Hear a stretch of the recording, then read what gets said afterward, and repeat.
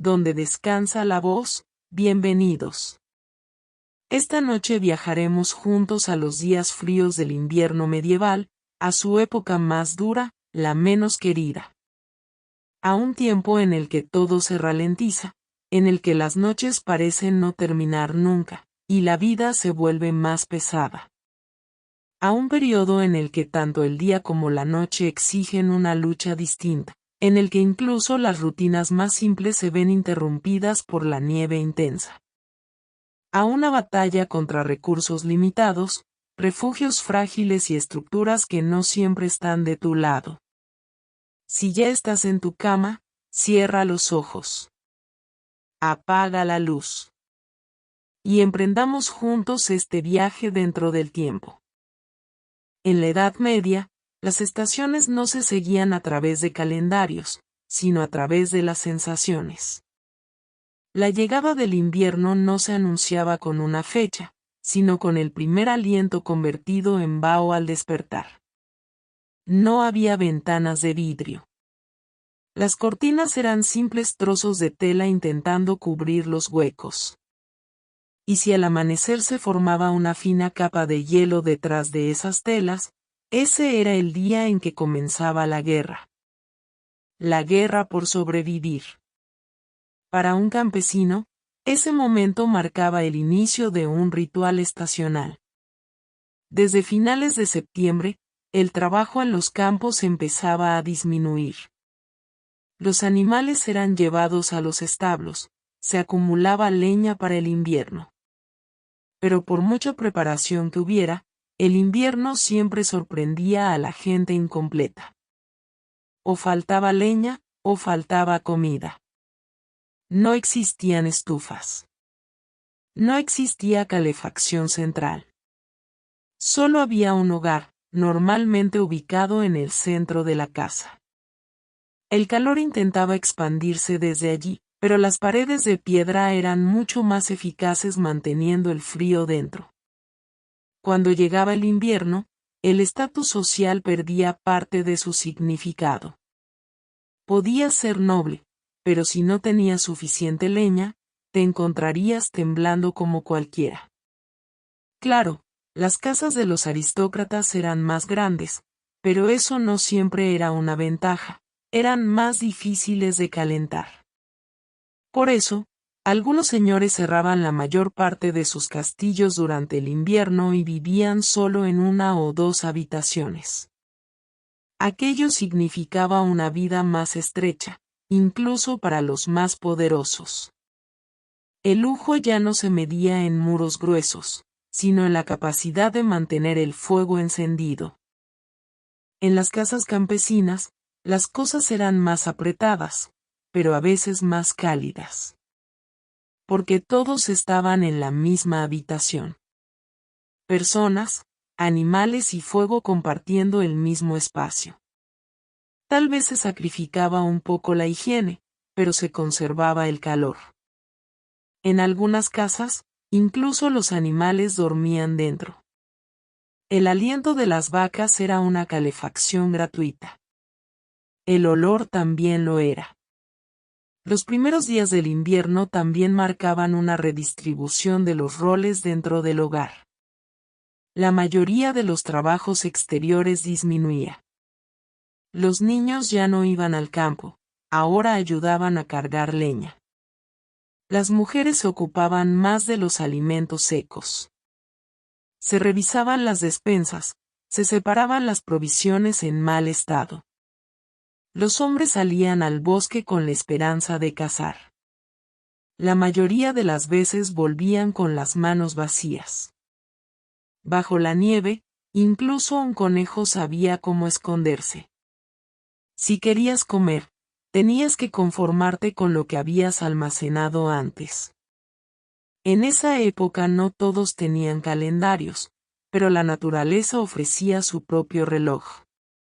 Que el sol se pusiera temprano significaba noches más largas.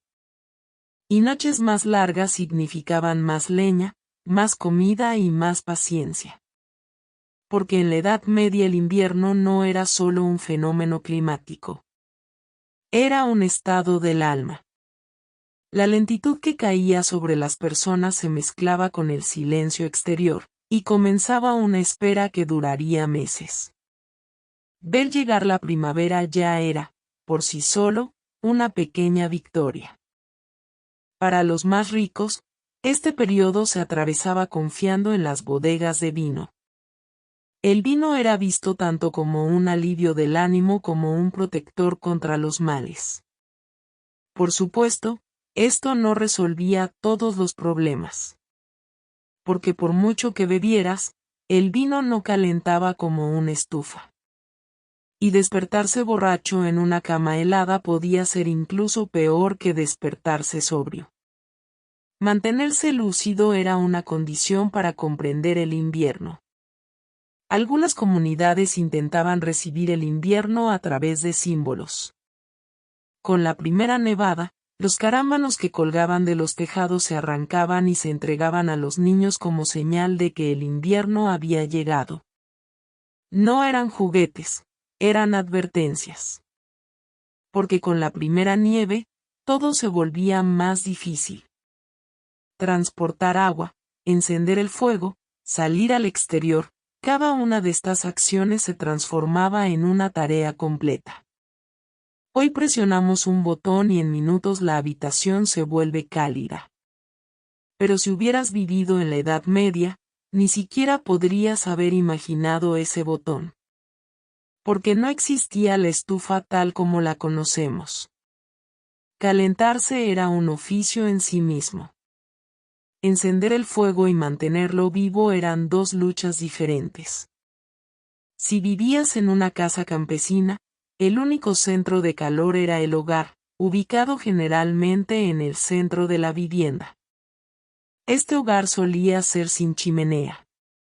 El humo salía directamente por el techo o llenaba el interior durante un tiempo hasta encontrar una salida.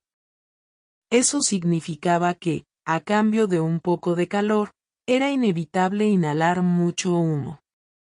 Si el techo era bajo, el aire se volvía espeso, pesado. Pero nadie se quejaba. Porque la opción de nos estamos asfixiando siempre era más atractiva que la de nos estamos congelando. La leña no era fácil de conseguir. Especialmente en invierno, ir al bosque era peligroso y agotador. Por eso, en otoño se acumulaban grandes reservas.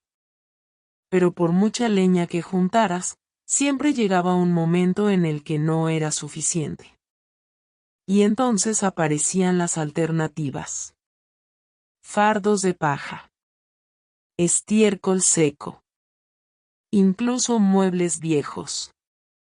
En algunos pueblos, durante el verano se preparaban excrementos de animales para secarlos al sol y quemarlos en invierno como si fueran combustible. El olor no era agradable, pero el calor siempre era más importante que el olfato. El frío era tan profundo que alejarse del fuego requería valentía. Por eso, la familia pasaba la mayor parte del día alrededor del hogar. En un lado hervía la sopa, en el otro se secaban las ropas. Los bebés se envolvían en mantas. Los ancianos ocupaban el lugar más cercano al fuego. La persona más vieja de la casa solía ser también el guardián del fuego. Porque que el fuego se apagara significaba desastre. Volver a encenderlo era difícil, muchas veces imposible. Por eso, incluso de noche, alguien permanecía despierto, asegurándose de que las brasas siguieran vivas. Lo curioso es que en algunas casas existía la tradición de pedir fuego al vecino. Si el tuyo se apagaba, ibas y pedías una pequeña brasa. No era solo ayuda. Era una forma de vínculo social. Aunque, claro, también podía generar disputas. Porque incluso una chispa podía ser motivo de conflicto en invierno. En las casas de los nobles, los sistemas eran un poco más elaborados. En algunos castillos de piedra existían estructuras parecidas a chimeneas. pero muchas de ellas tenían una función más estética que práctica. Su capacidad para calentar era limitada. Además, una chimenea solo calentaba una habitación. Las puertas eran gruesas, pero el concepto de aislamiento aún no existía. Así que estar frente al fuego podía sentirse como el paraíso, mientras que el otro extremo de la habitación seguía siendo el polo norte. Por eso, el lugar junto a la chimenea era un símbolo de estatus. El señor se sentaba en la silla más cercana al fuego. Los demás se colocaban según su proximidad, literal y socialmente. El calor era un privilegio. Cuando caía la noche, las cosas se volvían aún más difíciles. Porque al dormir no podías quedarte junto al fuego. Así que la gente colocaba piedras calientes dentro de la cama. Se calentaban en el hogar, se envolvían en telas y se metían bajo las mantas. A veces se usaban ladrillos calientes o recipientes metálicos llenos de agua caliente. Pero si no se tenía cuidado, las quemaduras eran inevitables. En la piel y en las mantas. Para conservar el calor, se rellenaban los huecos de puertas y ventanas con paja o tela. Así se evitaba que el viento entrara. En algunos lugares, cuando alguien tenía que salir, esparcía ceniza caliente frente a la puerta. Esto ayudaba a reducir la pérdida de calor y, además, borraba las huellas en la nieve. Porque en invierno seguir rastros era fácil. Y no siempre querías que te siguieran. Este detalle también formaba parte de la seguridad. Y detrás de todo esto había una verdad simple: calentarse no era solo una necesidad física, era un acto social. Reunirse alrededor del fuego no solo calentaba el cuerpo, también la mente. Allí se contaban historias, se hacían planes, se compartían quejas. En la Edad Media, no era lo que vestías, sino cuánto calor podías conservar lo que indicaba a qué clase pertenecías. La ropa era una especie de documento de identidad ambulante. Los colores, las telas, incluso el número de botones hablaban de tu estatus. Lo curioso era que la ropa de los nobles solía ser más llamativa que útil.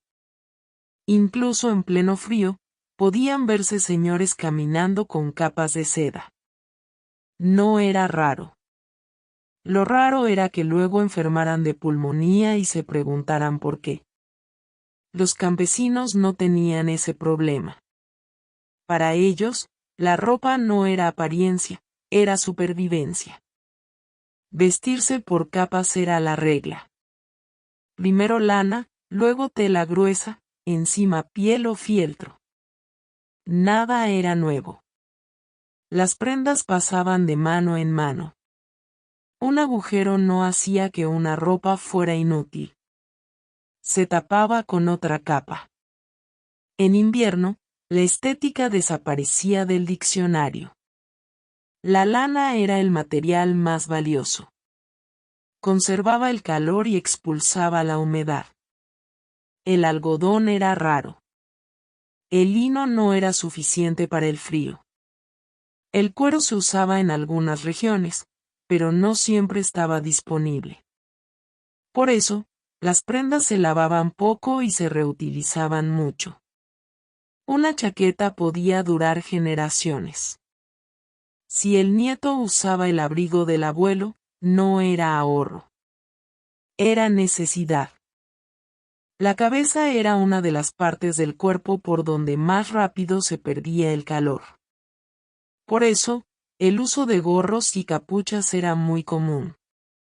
Las cofias de lana que se ataban bajo el mentón eran casi un estándar para todos. También estaban de moda las capas con capucha. Especialmente en los días ventosos, estas capuchas protegían no solo la cabeza, sino también la nuca y el cuello. Y sí, las capas no eran solo cosa de personajes de película. los pies eran el punto más débil en invierno. Para la mayoría de las personas, las botas o los zapatos resistentes eran un lujo. En su lugar, se usaban calcetines de lana, vendas de fieltro o trozos de tela enrollados alrededor del pie. A veces se rellenaban los zapatos con paja o con trapos.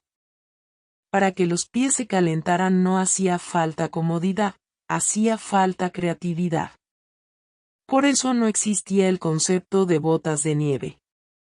Existía el milagro de poder sentir los dedos de los pies. La ropa de los nobles era diferente, pero no necesariamente mejor. Incluso en el frío, vestían túnicas largas hechas de telas finas. Algunas eran tan largas que caminar resultaba difícil. A veces un sirviente debía cargar la cola de la prenda. Era imponente, sí, pero no abrigaba. De hecho, en espacios abiertos, una vestimenta ostentosa atrapaba más el viento y hacía sentir aún más frío. Pero un señor estaba dispuesto a temblar, siempre y cuando el pueblo creyera que no tenía frío. En la Edad Media, vestirse por capas no era una cuestión de estilo, sino de supervivencia. Algunas personas ni siquiera se quitaban la ropa para dormir. Había quienes dormían con los zapatos puestos. Porque volver a vestirse por la mañana, sobre un suelo de piedra helada, podía convertirse en una danza de dolor. Quitarse la ropa por la noche requería valentía. Lavarse, en cambio, era aún peor. Porque lavar ropa requería agua. Y en invierno, el agua casi siempre estaba congelada. Incluso si encontrabas una fuente que fluyera, tus manos se quedarían entumecidas en cuestión de segundos. Por eso, la mayoría de las prendas no se lavaban. Se aireaban. Eso se consideraba suficiente. Además, todos olían igual. No era una competencia contra el olor, sino contra el frío. Por eso, la ropa limpia no era tan valiosa como la ropa seca. Y por último, los botones. Hoy parecen un detalle insignificante. Pero en la Edad Media, los botones eran caros. Por eso, muchas prendas se cerraban con cuerdas, lazos o incluso clavos. Sí, clavos. Si al apoyarte te clavaban en la espalda, no era un defecto de fabricación. Era simplemente la realidad de la época. El tiempo que se pasaba dentro de casa durante el invierno no transcurría moviéndose, sino quedándose quieto. Porque la mejor manera de conservar el calor era no moverse. Cuanto menos movimiento, menos pérdida de temperatura.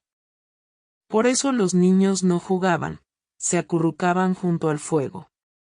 Se contaban historias, se cosía, se hilaba lana.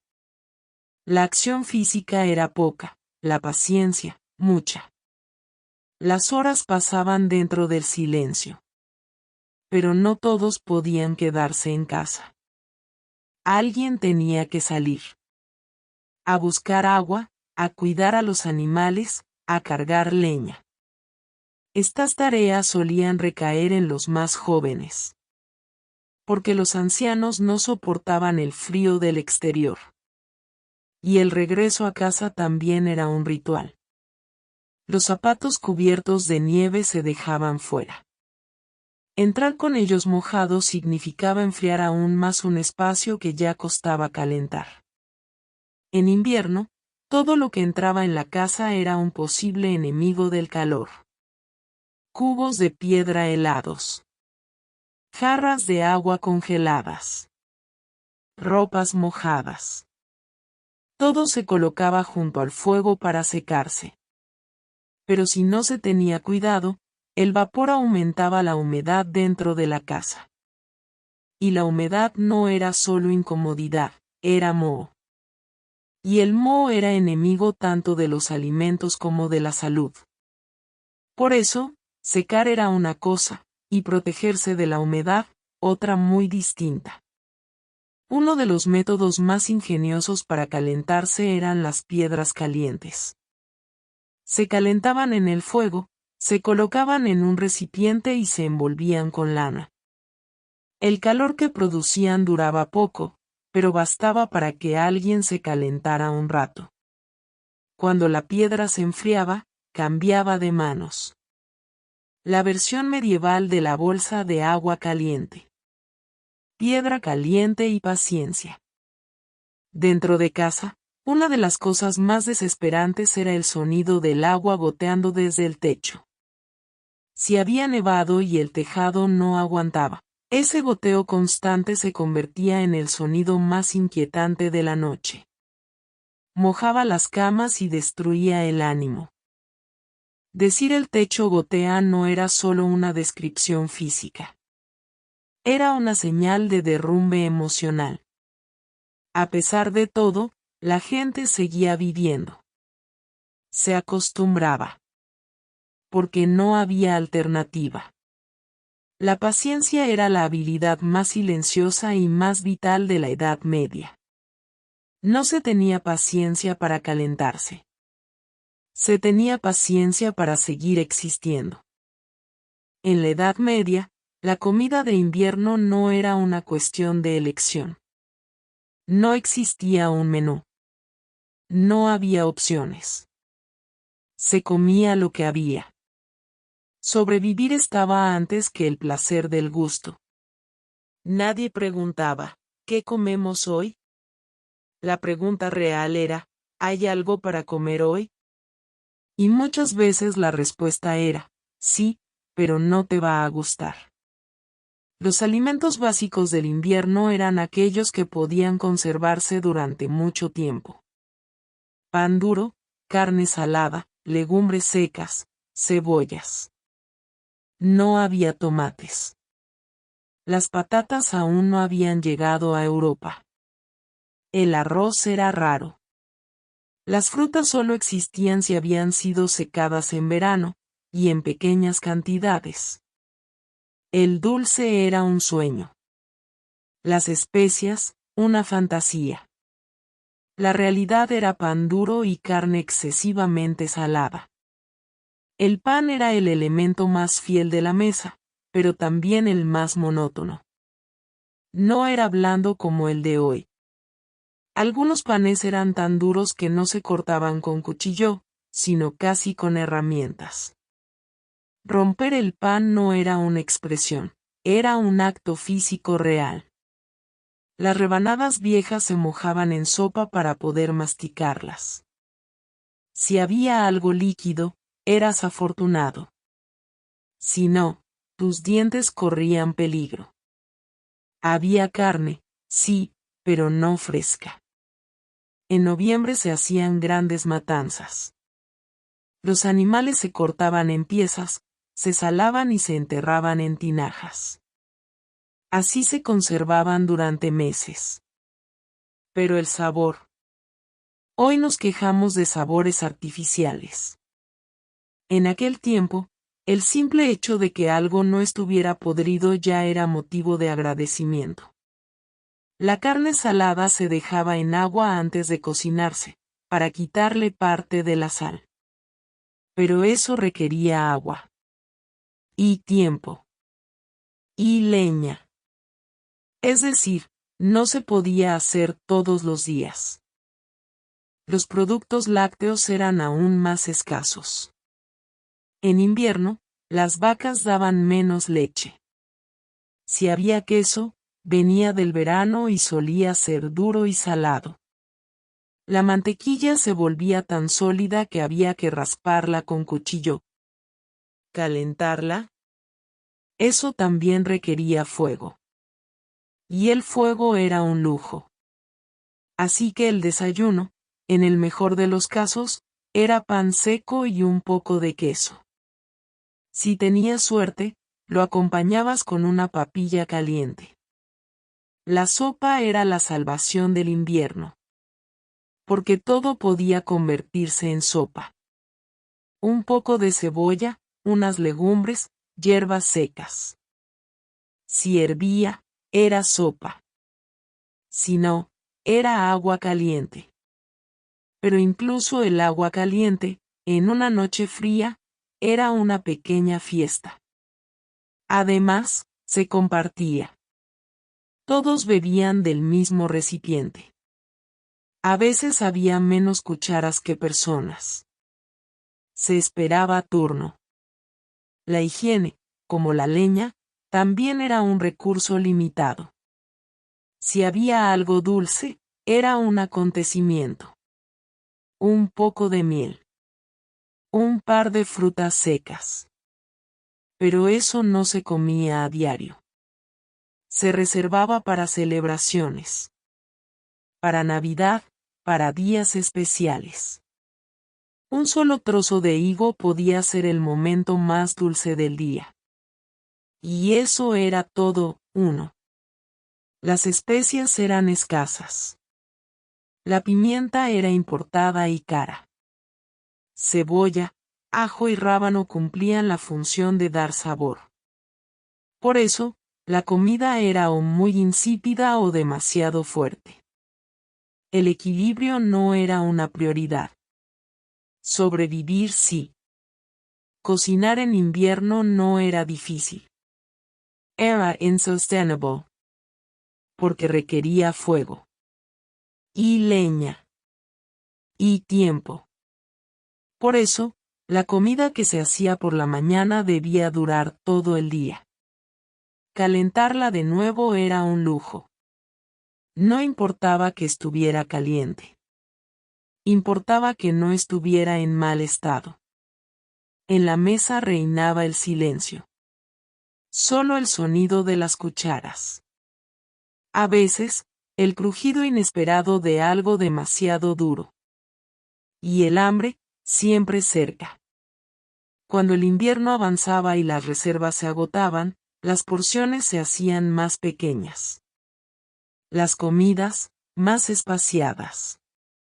Vivir medio lleno y medio vacío no era una virtud. Era una obligación. En la Edad Media, la limpieza no era una elección personal. Tampoco era un hábito.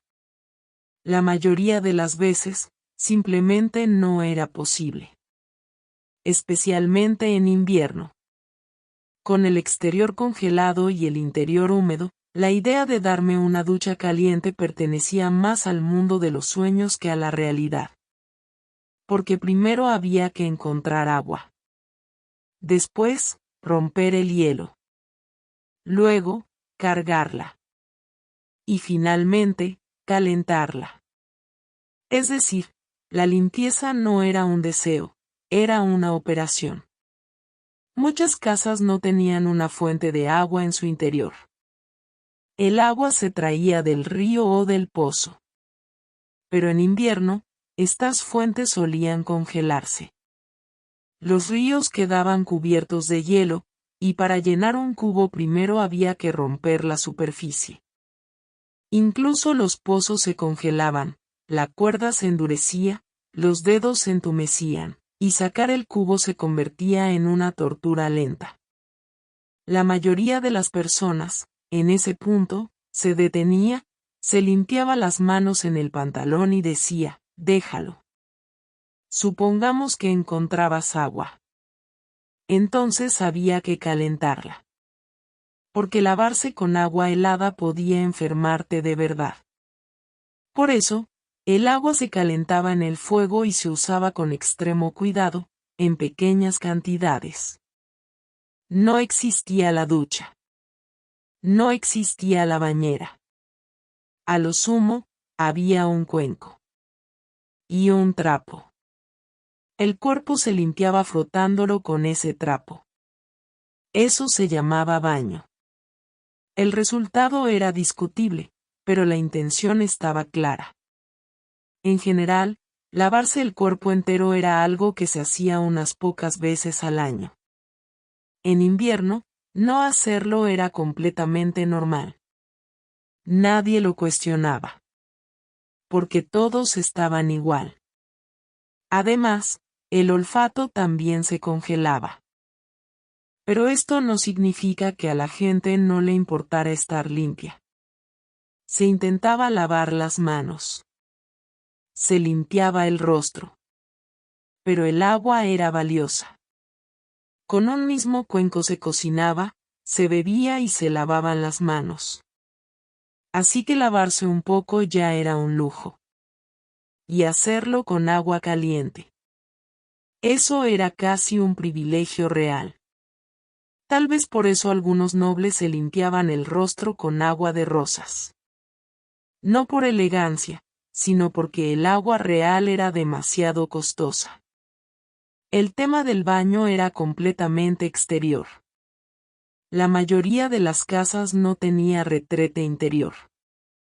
Había una pequeña caseta en el patio, con un agujero.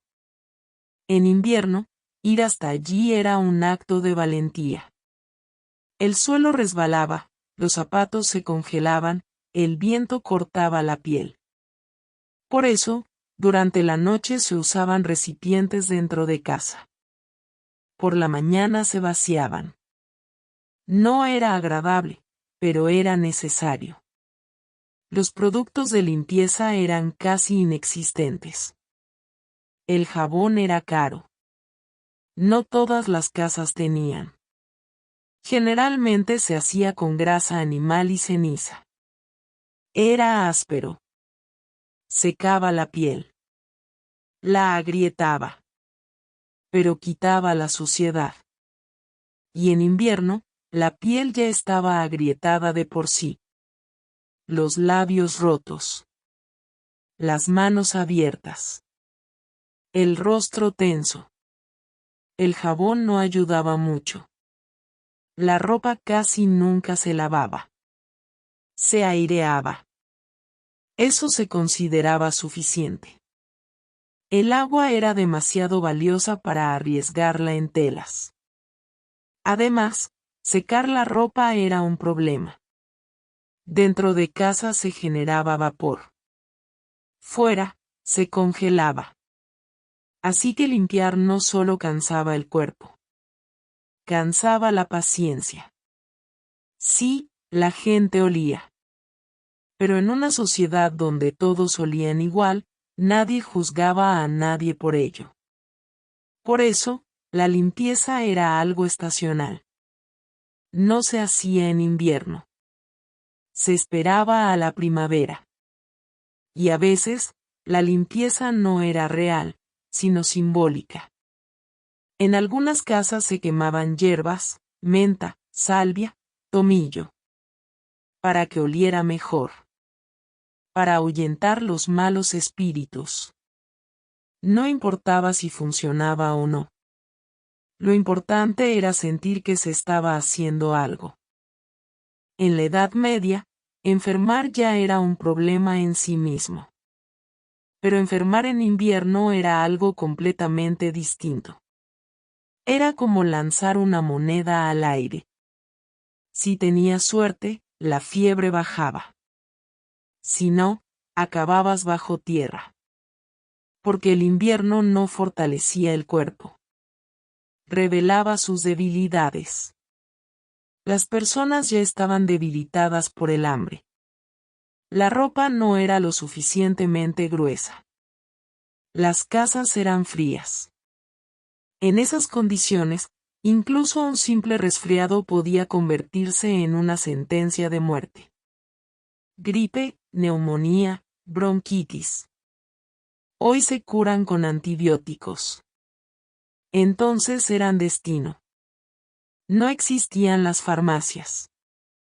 Ni el concepto moderno de medicina. Existían curanderos. La mujer sabia del pueblo. O algún sacerdote que conocía las hierbas del jardín de la iglesia. Pero sus remedios solían consistir en infusiones, oraciones y mucha esperanza. Cuando alguien enfermaba, primero se intentaba resolver en casa. Un caldo tibio. Una manta más gruesa. Una oración. Si el enfermo aún podía hablar, se decía, se va a recuperar. Si dejaba de hablar, Se pasaba a la siguiente fase, llamar al sacerdote. Porque en ese punto ya no se esperaba una cura, sino una despedida. El sacerdote llegaba. Se confesaban los pecados. Se decían las últimas oraciones. Y luego se esperaba. O a que sanara. O a que muriera en silencio. En algunos pueblos, los enfermos eran trasladados al establo. No por crueldad, sino por aislamiento. Para proteger a los demás. El establo no era cálido, pero estaba separado de la casa. Y esa era la única forma de cuarentena que conocían. Suena terrible, pero era lógico.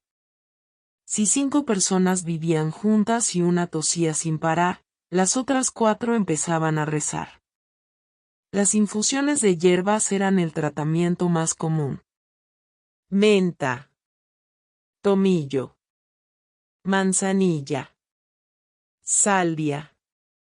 No curaban gran cosa, pero daban la sensación de que algo se estaba haciendo.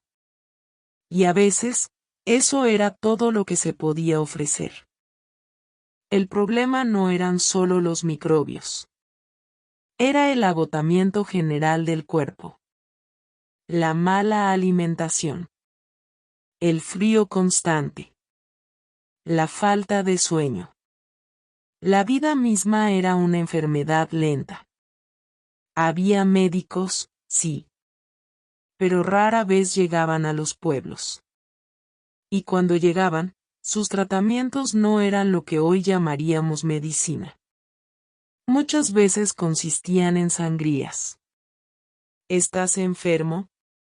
Entonces tienes demasiada sangre. Vamos a sacarte un poco. Era un método popular. Y mortal. A veces funcionaba. A veces no. Pero al menos nadie podía decir que no se había intentado. Y luego estaban las oraciones. Cuando alguien enfermaba, no solo se esperaba ayuda médica. También se esperaba ayuda divina. Se encendían velas. Se decían nombres en voz alta. Se organizaban noches de oración. En algunos pueblos, los vecinos se reunían para rezar juntos por el enfermo. Nadie sabía exactamente qué hacer, pero nadie quería dejarlo solo. Y eso era importante. Porque a veces, lo único que podía darse era compañía. También existía la creencia de que algunas enfermedades no eran físicas, sino espirituales. Que alguien había recibido mal de ojo. Que era obra de una bruja. Que había sido maldecido. Y eso llevaba a consecuencias peligrosas. Porque en vez de buscar una cura, se buscaba un culpable. Y en invierno, cuando todos estaban cansados, hambrientos y asustados, encontrar un culpable era fácil. La muerte era parte de la vida cotidiana. No era una excepción. Era una posibilidad constante. Por eso, cuando alguien enfermaba, la frase más común era: si Dios quiere, pasará. Era consuelo y resignación al mismo tiempo. La reacción moderna de ve al médico ahora no existía. Existía el esperemos y veamos. Y muchas veces, no pasaba. Aún así, la gente cuidaba de los suyos. Ponían piedras calientes junto al cuerpo. Preparaban infusiones. Ajustaban las mantas. Quizás el remedio más importante no era la hierba.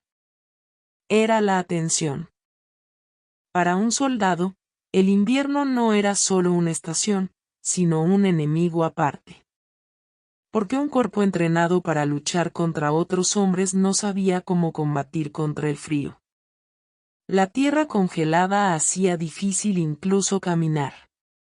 Los pies entumecían, los dedos perdían sensibilidad, y con cada paso el hombre se sentía ajeno a su propio cuerpo. Muchas veces los soldados no sentían dónde pisaban. Para saber si seguían caminando, no miraban sus pies, sino escuchaban el sonido que hacían. Cuando el suelo se endurecía, cavar se volvía imposible. Montar un campamento, clavar estacas, fijar las tiendas, todo llevaba horas. Encender fuego, si había viento, era casi un milagro. La madera húmeda no ardía, y la madera seca era difícil de encontrar. A veces, una sola hoguera era la única esperanza de toda la unidad. Se reunían alrededor, espalda contra espalda. Nadie hablaba. Hablar era un gasto de energía. La mayoría de los soldados no dormía profundamente por la noche. Si se quitaban la armadura, sentían que se congelarían. Dormir con el metal encima era otra forma de tortura. El metal absorbía el frío y lo devolvía al cuerpo. Es decir, el soldado tenía frío incluso mientras dormía. Se vestían con muchas capas, pero eso no siempre bastaba. El viento encontraba huecos y se colaba. El cuello, las muñecas y los tobillos eran los puntos más débiles. Para un soldado, los guantes eran un lujo. Muchas veces metían las manos bajo las axilas o intentaban calentarlas con su propio aliento. Ser soldado en invierno significaba vigilar constantemente tu propio cuerpo. ¿Siguen ahí mis dedos? ¿Sigo sintiendo mis pies? ¿Mi rostro aún es mío? Porque la congelación llegaba en silencio. No dolía, solo desaparecía la sensación. Y cuando la sensación se iba, muchas veces ya era demasiado tarde. Las guerras de invierno no eran ruidosas como las de verano. No sonaban tambores, había menos gritos. Porque el frío también se tragaba los sonidos. La gente no quería gastar energía gritando. Incluso respirar era caro. El valor, en invierno, tomaba otra forma. En verano, el valor era lanzarse hacia adelante. En invierno, el valor era simplemente intentar sobrevivir. Porque muchas veces no se luchaba contra el enemigo, sino contra el frío. Las unidades avanzaban lentamente, los pasos se volvían cortos. Nadie quería caminar largas distancias. Cada paso significaba más cansancio. La esperanza ya no nacía de grandes victorias, sino de cosas pequeñas. ¿Hay fuego hoy? ¿Habrá sopa caliente?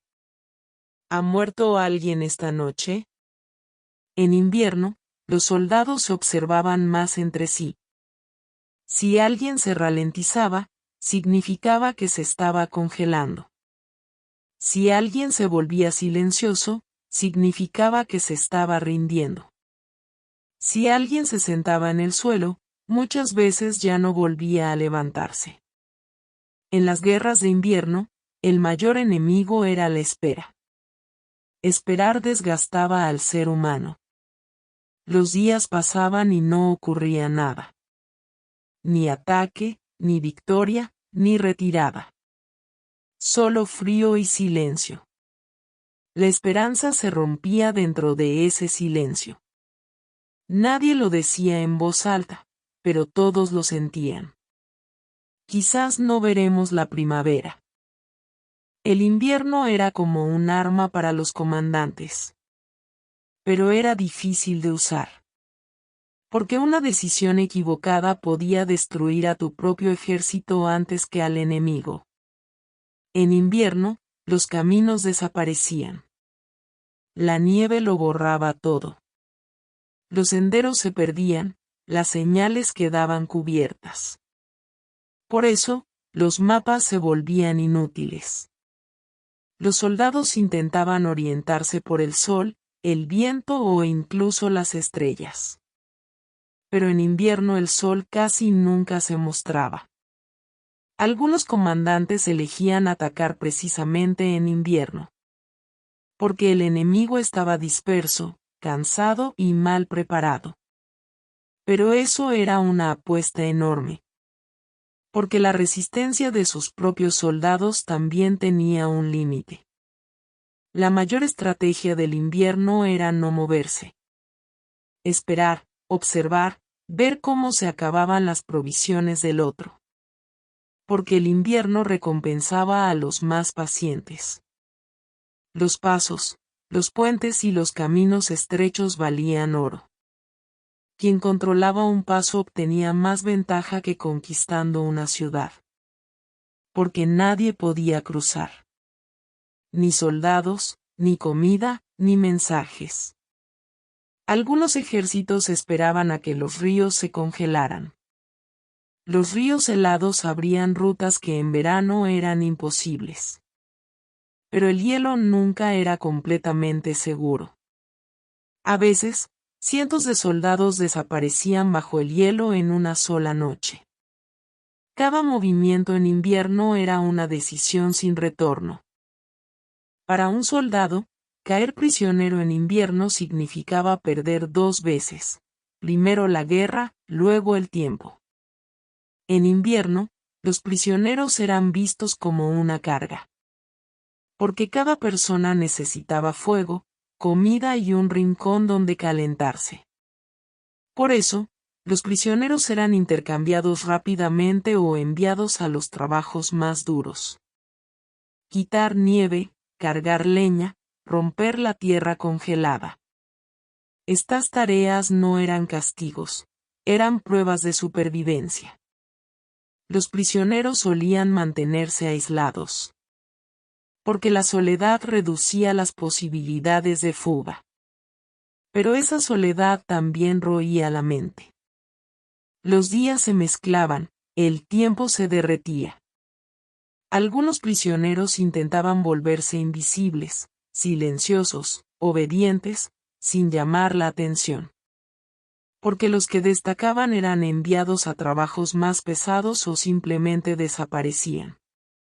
Escapar en invierno era casi imposible. Las huellas quedaban claras sobre la nieve. El frío absorbía la fuerza. El hambre ralentizaba el pensamiento. Ser prisionero en invierno no era intentar no morir. Era intentar no ser olvidado. Hoy les compartimos pequeños fragmentos de la Edad Media para acompañarlos mientras descansan. Ojalá su cuerpo ya se haya relajado, que sus párpados se estén cerrando poco a poco, y que estén entrando en un sueño tranquilo y profundo. Nos volveremos a encontrar en nuestras próximas historias. Que tengan una noche en paz.